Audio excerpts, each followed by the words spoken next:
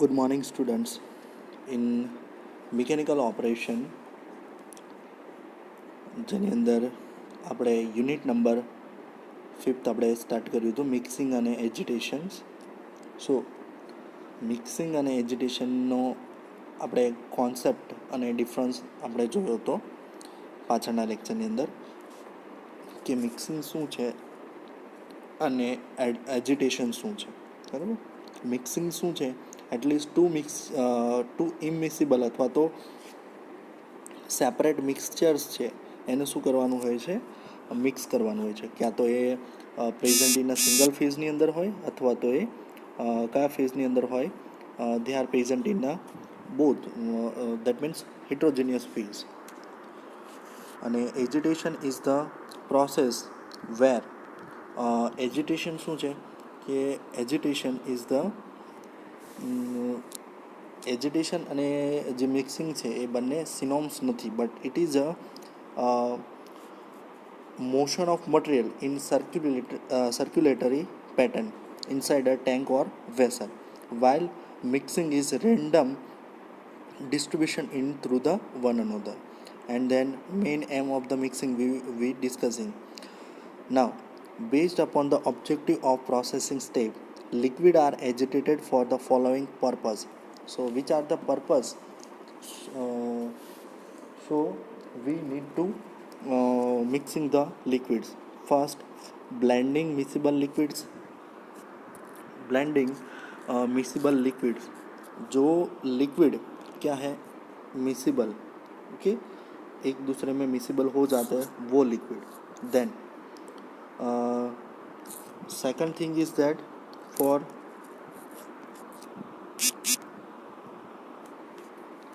dispersing a gas in a liquid. Dispersing a gas in a liquid. Third one is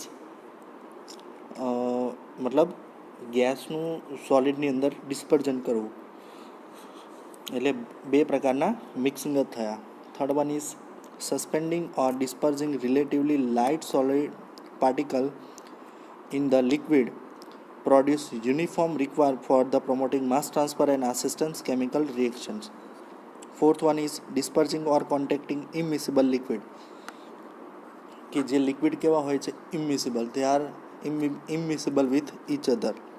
Fifth one is promoting heat transfer between liquid in the container and coil or jacket. હવે કોઈ એવા liquids હોય છે કે they are generally at a normal pressure and temperature, they are not miscible with each other, so it is required external heating or cooling surfaces. So cooling or heating medium is provided at the surface of the agitated vessel, so we can easily heat transfer between them and we missing the miscible to liquid. Now, so next topic is that mixing liquid with liquid. If our two types of liquid are need to mix, then which types of agitator or which types of equipment are used? So let us see. So first of all we can see the agitated vessel. So agitated vessel है वो किस type का होता है? So let us look. So in a agitated vessel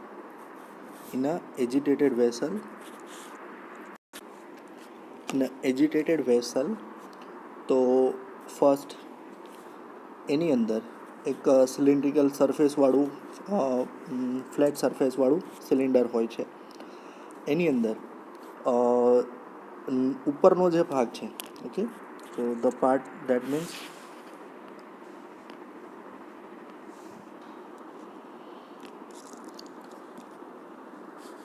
this part is shaft, કે જે શું હોય છે? ઇલેક્ટ્રિક મોટર સાથે કનેક્ટેડ હોય છે. ઇલેક્ટ્રિક મોટર સાથે કનેક્ટેડ હોય છે. દેન ધીસ વન ઇઝ થર્મોવેલ, એટલે કે ટેમ્પરેચર મેઝરમેન્ટ, એટલે કે એની અંદર જે લિક્વિડ હોય છે એ શું કરી શકાય? એની અંદર એનું ટેમ્પરેચર આપણે મેઝર કરી શકીએ. બોથ ધીસ ટાઈપ, આ જે ઇનલેટ છે, બરાબર, ઇનલેટને આપણે જોઈ શકીએ છીએ. ઇનલેટ જે છે,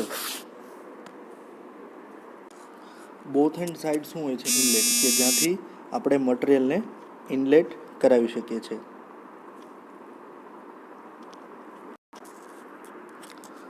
સો બંને સાઈડથી શું કરી શકીએ છીએ આપણે એન્ટર કરી શકીએ છીએ ફ્લુઇડને. નેક્સ્ટ કે બંને સાઈડ શું રાખવામાં આવે છે બફેલ્સ. સો બફેલ્સ એટલા માટે રાખવામાં આવે છે, બફેલ્સનું કામ અહીંયા એ માટે હોય છે two remove two avoid the vortex formation in fluid. જેવી રીતે આપણે પાણીની અંદર લિક્વિડની અંદર જ્યારે હાઈ સ્પીડથી રોટર ફરતું હોય છે તો એના અંદર શું થાય વમળ એટલે કે ફ્લુઇડ છે, ફ્લુઇડનું લેવલ શું થાય છે વધી જાય છે. બરાબર. જનરલી આપણે આ બધું આપણે માર્ક કર્યું હોય છે કે જે જનરલી કઈ રીતે હોય છે કે એ વર્ટેક્સ ફોર્મેશનને લીધે ફ્લુઇડની સપાટી વધી જતી હોય છે. તો એને વર્ટેક્સ ફોર્મેશનને રિમૂવ કરવા માટે this one is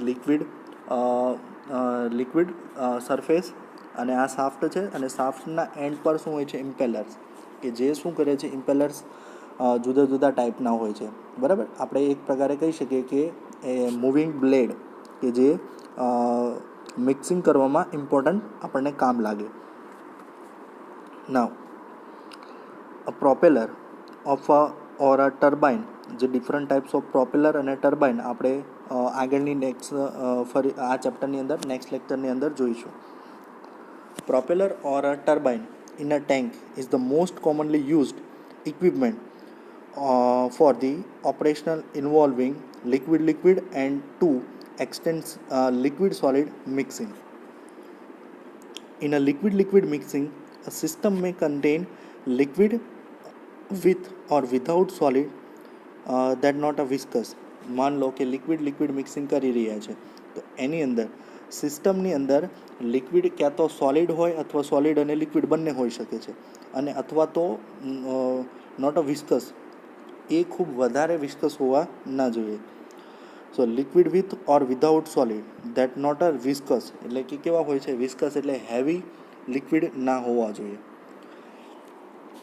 for example heavy liquid that means resin, એક ટાઈપનું જે રેઝિન છે એને શું કહેવાય heavy liquids. And liquid with a solid that form stiff paste is bound dimpers. The usual form of equipment is vertical vessel fitted with agitator. Simply કેવું છે look like અ vertical cylinder type vessel છે અને નીચે કેવું એટલે કે એજિટેટર છે. બરાબર. એટલે કે મૂવિંગ સબસ્ટન્સ એની અંદર છે. The height of the vessel ranges from 1.5 to 2 times of diameter. વેસલનો જેટલો ડાયામીટર હોય છે એનાથી 1.5 ઓર 2 ટાઈમ્સ શું રાખવામાં આવે છે એની હાઇટ રાખવામાં આવે છે. The impeller diameter is usually 1/3 of the tank diameter. Tank ડાયામીટરના ત્રીજા ભાગ જેટલું શું રાખવામાં આવે છે એનો ઇમ્પેલરની સાઇઝ ડાયામીટર રાખવામાં આવે છે. Agitated vessel is vertical cylindrical vessel fitted with agitator. બરાબર. એજિટેટર સાથે ફિક્સ હોય છે. The agitator is driven by an electrical motor directly through a speed reducing gearbox. હવે એજિટેટરનું એક એક્ઝામ્પલ આપવું જે આપણે જનરલી આપણે બધા યુઝ કરતા હોઈએ છીએ. જે આપણી ઘરે બધા આપણી પાસે બ્લેન્ડર હોય છે. So blender is we are using for daily purpose for mixing of liquids or crushing purpose. તો બ્લેન્ડરમાંથી ફોર એક્ઝામ્પલ આપણે છાશ છે બરાબર બટર મિલ્ક, તો જે કર્ડ છે દહીં ચાલો આપણે એક એક્ઝામ્પલ જ કન્સિડર કરી લઈએ. સો ફોર એક્ઝામ્પલ કોઈક બકેટ છે બરાબર, સિલિન્ડ્રિકલ સરફેસવાળી જે આપણી તપેલી છે બરાબર, તો એની અંદર આપણે શું નાખીશું first of all we add the curd, then after we add some water. Okay. So this are the two types of solid. Curd is like a semi solid and liquid water is a liquid. Both are put into the some vessel.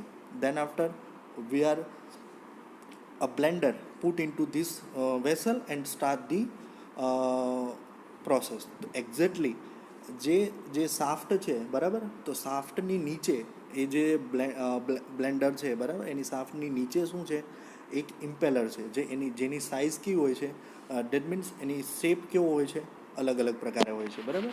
તો એ શું કામ લાગે છે એ જે દહીં છે બરાબર card છે એને પ્રોપર મિક્સ કરી શકે. તો આપણે અમુક ટાઈમ સુધી એને શું કરીશું ત્યાં આપણે એને ફેરવીશું મતલબ ચાલુ રાખીશું એટલે કમ્પ્લીટ મિક્સિંગ થઈ જશે બરાબર. So same that purpose is like a agitator, બરાબર. તો એજિટેટરનું કામ પણ આ જ છે.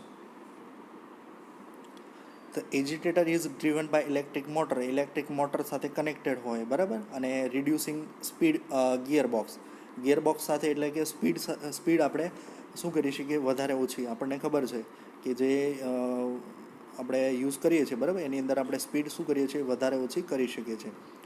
It is provided with inlet outlet connection, coil, jacket et cetera.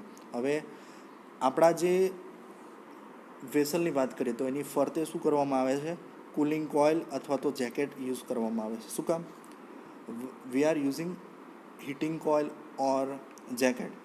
Coil we are using for which purpose? For the heating of the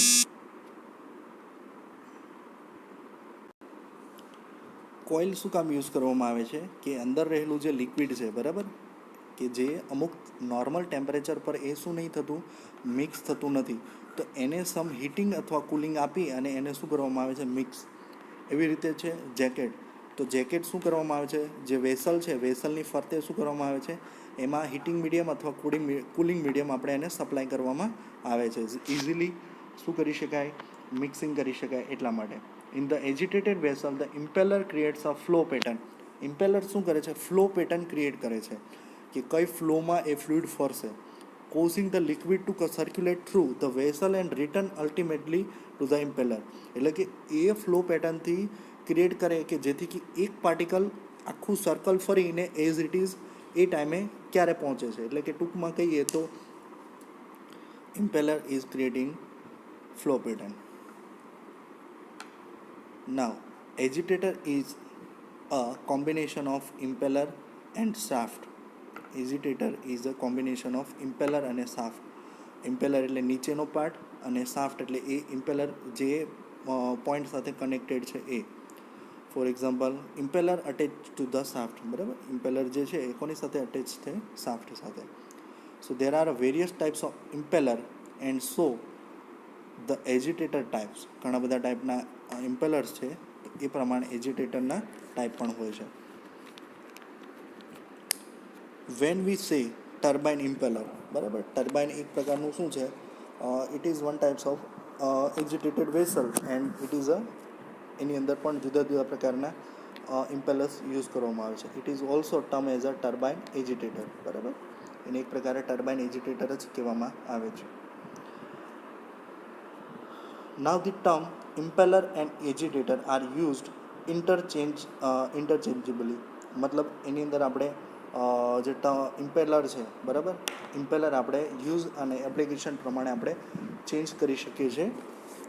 now second thing is that construction and flow pattern of impellers, બરાબર. જુદા જુદા પ્રકારના impellers છે, તો એ કયા કયા પ્રકારના impellers છે અને એ કઈ રીતે કન્સ્ટ્રક્ટ કરવામાં આવે છે. સો there are two types of impeller. Impellers are mainly two types. First, there are two types of impeller. First, axial flow impellers and radial flow impellers.